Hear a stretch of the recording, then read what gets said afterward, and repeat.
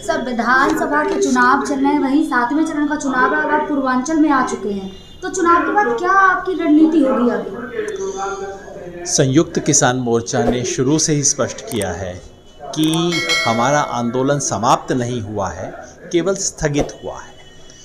हमने कहा है कि आंदोलन का अगला चरण हम आगे लेके जाएंगे, जिसमें एमएसपी का सवाल उठाएंगे।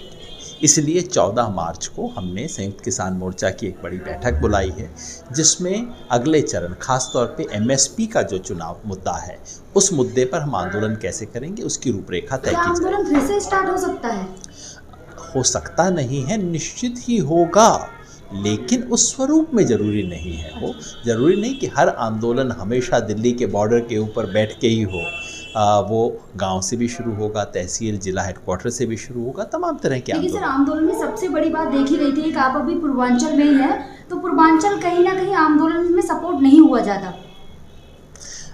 वहाँ दिल्ली में दिखा नहीं ज़्यादा, क्योंकि पैसेंजर ट्रेन चलती नहीं थी और किसान कोई इतना पैसा किसी किसान के पास नहीं है कि एसी ट्रेन में उस दिनों पे चढ़ के जाए। भाई, अभी आपकी जो प्रेस कॉन्फ्रेंस हुई उसमें आपने आवारा पशुओं की बात कही है, लेकिन चुनाव के दौरान मोदी जी ने भी आवारा पशुओं की बात कही है कि हम लगाम लगाएंगे आवारा पशुओं पर।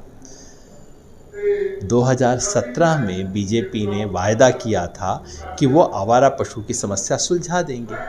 5 साल बाद प्रधानमंत्री आके कहते हैं कि हम इसे सुलझा देंगे। मेरा प्रश्न ये है कि आप 5 साल समस्या को बढ़ाते हैं। आज उत्तर प्रदेश के हर गांव में किसान त्रस्त है इस समस्या से, तो 5 साल आपने समस्या बढ़ाने में लगाए, अब 5 साल उसका निदान करने में लगाएंगे। किसान को मूर्ख समझते हैं आप? लेकिन सर, आपको ऐसा नहीं लगता कि किसान कहीं ना कहीं बीच मझधार में फंस गए हैं? एक तरफ आप कहते हैं बीजेपी को वोट ना दें, लेकिन कहीं आप किसानों को ये भी नहीं बताते कि वोट देना किसे है। किसान मझधार में नहीं है, बड़े समझदार हैं। किसानों की राजनीतिक समझ गांव स्तर के ऊपर इतनी तीखी होती है, वो सब जानते हैं बीजेपी को सजा देने के लिए कहाँ किसे वोट देना या ना देना बेहतर। लेकिन सर, वही मोदी जी का एक बयान और आया, उन्होंने कहा है कि पश्चिमी यूपी से हवा चल रही है मोदी लहर की। मैं बिल्कुल सहमत हूँ, पश्चिमी उत्तर प्रदेश से हवा चल रही है और उस हवा में बीजेपी का वोट को ले गई।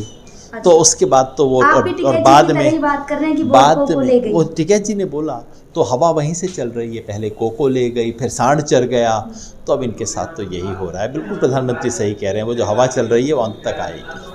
आपको नहीं लगता जहाँ पे पूर्वांचल में है, पूर्वांचल में ज़्यादा से ज़्यादा छोटे किसान हैं, तो मोदी जी इन्हीं की ज़्यादा बात करते हैं? उन्होंने अभी फिर एक इंटरव्यू में कहा है कि मैंने छोटे किसानों के लिए, बड़े किसान जो हैं, कुछ लोग हैं अराजनिक तत्व जो छोटे किसानों को उठने नहीं दे रहे। अगर बात करने से पेट भर जाता तो मोदी जी सबका पेट भर देते। बताइए, पत्रकारों के बारे में भी कितनी अच्छी बातें कहते हैं वो, उनका जुबान भी बंद कर देते हैं, बातें भी अच्छी करते हैं।